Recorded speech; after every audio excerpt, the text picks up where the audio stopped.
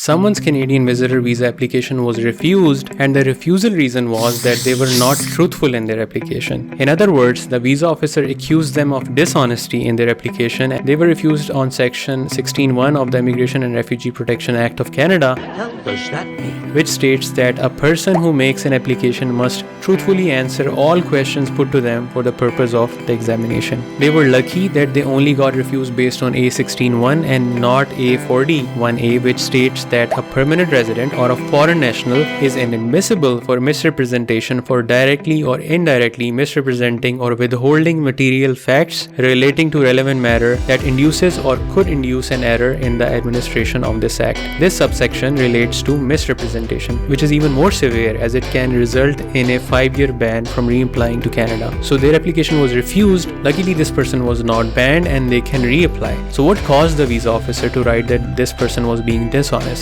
When this person approached me after their refusal, they were confused, and so was I. I asked them if they had not declared any previous visa refusal, but they said that they never had any visa refusal. Then I asked them, who filed your application? They named a very famous travel agency in their country. I had a feeling that this refusal had something to do with this. Then when they shared the visa officer's notes or the GCMS notes, I read them and it all became clear.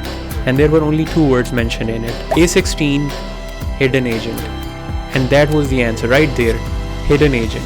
The visa officer refused the application because it wasn't declared on the application that the representative was that travel agency. Basically, whenever you use a representative, whether paid or unpaid, to help you file your application, even if it is a family member, you must declare them either through use of a representative or use of a family member representative form. These 2 forms are very important, and I'm sharing the screenshot here so you can get an idea what they look like. So familiarize yourself with these 2 forms: use of representative, use of family member representative. Learn what the term RCIC or Regulated Canadian Immigration Consultant means. If someone is charging you a fee to file your visa application for Canada, ask them if they are an RCIC or an RCIC will be filing their application. Make sure the contract or the retainer you sign with them should have that RCIC's information, their name, their license number, their address, everything mentioned on it, which will mean that they have to abide by the bylaws of CICC and they will give you a professional representation. I'm sharing a link to the use of representative forms. You can download them and have a look at them so you know what I'm talking about. So the question is, why didn't the travel agency declare that they had submitted the visa application? The answer is simpler than you might think. Even though it was a very big famous travel agency, they were not licensed to represent clients for Canadian immigration or visa purposes. And only 2 types of professionals can file Canadian visa or citizenship applications if they're getting paid. A licensed Canadian immigration consultant, that is those who are licensed by the College of Immigration and Citizenship Consultants of Canada, also known as Regulated Canadian Immigration Consultants or RCIC designation like the one I have, or they need to be a member of a law society of Canada, that is a licensed Canadian lawyer. Only these 2 types of professionals, RCICs and lawyers in good standing with a law society of Canada, can charge you a fee for filing your Canadian visa application. And since this travel agency did charge this client a fee but didn't declare that they had filed the application, the client had to face this serious refusal. But the interesting thing is that even if this agency had declared that they are filing this application on behalf of the client and charging the fee, the application still would have been refused as they are not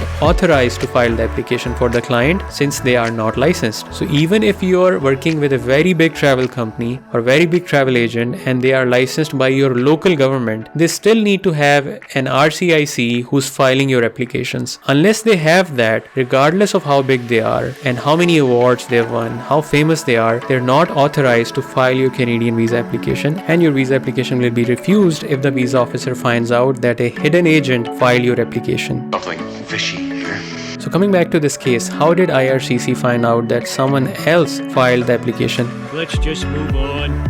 While I'm sad that the person had to face this refusal, it's also good that IRCC is catching unauthorized representatives. So even though you can always apply for Canadian visa applications by yourself, or your family members or your friends can help you without charging you a fee, if you are going to hire someone, make sure they are licensed by CICC, that they are Regulated Canadian Immigration Consultants. Why give your hard-earned money to an unlicensed agent just to get refusal? And I'm sure a lot of hidden agents are still getting away with it, but IRCC IRCC is also detecting some of them. So save yourself, work with a licensed professional. If you're an unlicensed agent watching this, my request to you is to obtain your license or become a licensed agent of an RCIC. Work with an RCIC, make your practice legal. This is best for your long-term business success and also in the best interest of your clients. If you're someone who's looking to visit, study or immigrate to Canada, or you're someone who has already done so and now you're looking to help your friends, we'll be launching an online community later this year where you can collaborate with like-minded professionals such as yourself. There will be an application process to apply for this community. If you're interested, I'll leave a link in the description so you can apply for that. As always, if you have any questions, you want to discuss your case, feel free to schedule a consultation with me. That's it for today. Take care.